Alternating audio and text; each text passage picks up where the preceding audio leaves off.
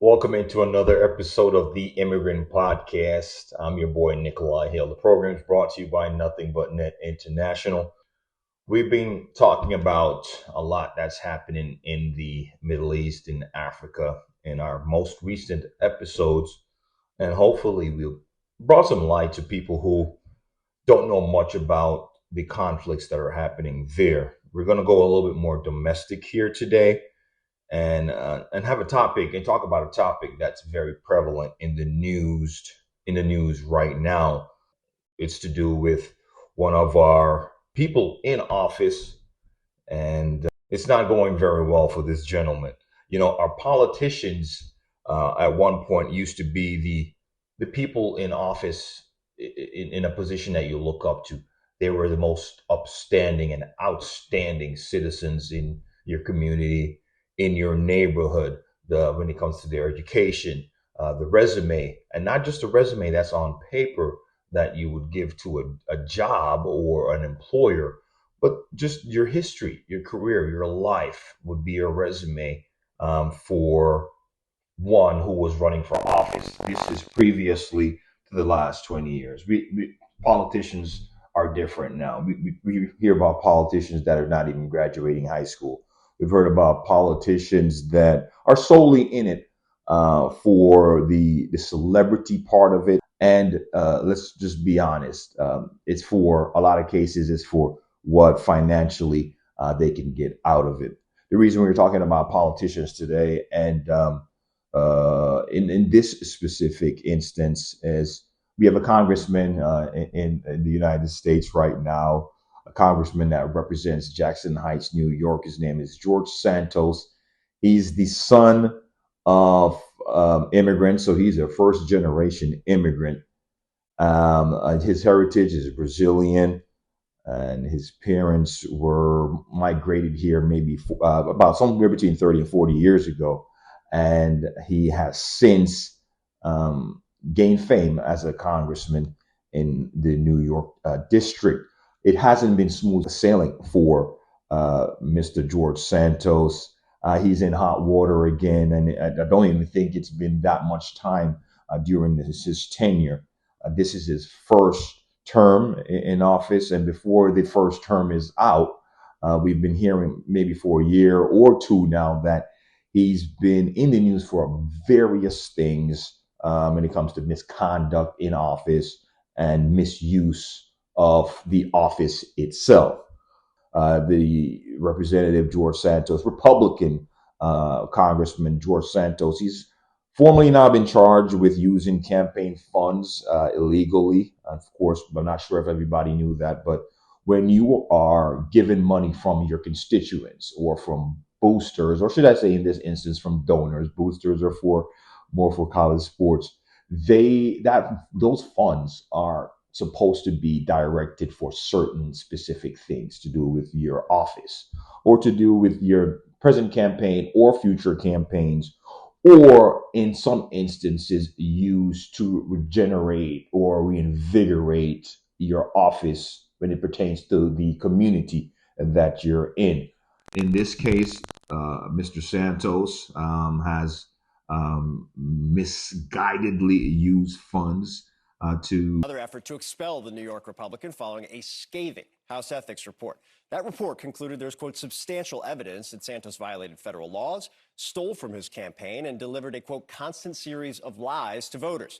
Santos is accused of using campaign funds to pay for Botox, OnlyFans, leisure travel, a lot of other stuff, too, that do not appear to have any political purpose. The report says the committee uncovered additional, quote, uncharged and unlawful conduct that is being referred to the Justice Department. Now, Santos has already pleaded not guilty to 23 federal charges, including identity theft, credit card fraud, and filing fraudulent campaign finance reports. go to casinos. One of the charges here is an ATM withdrawal in a casino. Another is an OnlyFans account that he's been paying for with the campaign funds. And to that as well, paying his rent with campaign funds.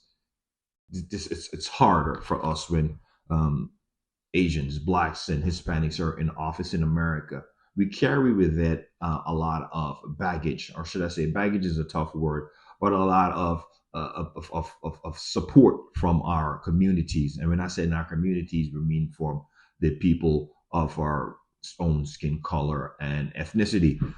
In this case, I think it's safe to say that the Latino community in New York and in the entire America has been let down by Republican George Santos, congressman from Jackson Heights. Won't be serving a second term. He has already come out and said that. And I think the reason why he's gone on to say that is because all the chips were against him. There was probably no chance that he was going to get reelected back into office. And that's why he's come out and said that he will not seek reelection. The Democrats and Republicans alike that are in the Senate and in the Congress have already made strides for his dismissal from his position as congressman. You need a 2/3 vote in Congress to get anything passed when it comes to dismissing someone who is a standing congressman.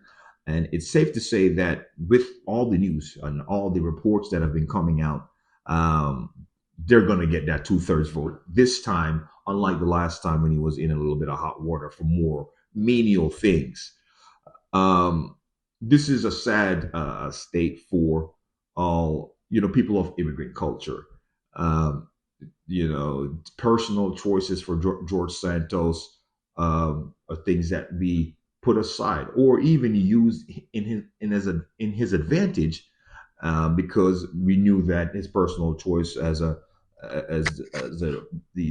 first outwardly gay senator was something that helped his campaign and maybe brought a lot of people in the minority closer to him and maybe wanted to help him ascend to the position that that he eventually got to. But in recent times, we've misjudged George Santos for what he was. And I think it's fair to say that his time has come. Going forward, I think that we need to think more aptly when we're choosing someone for office.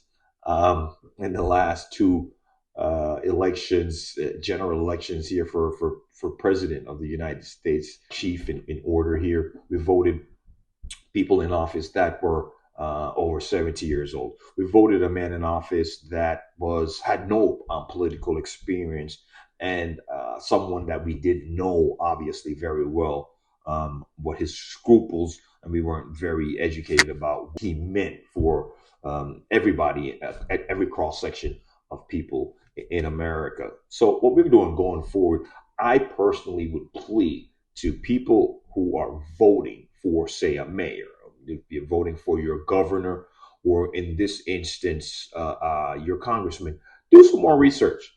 Don't just vote because he's Latino.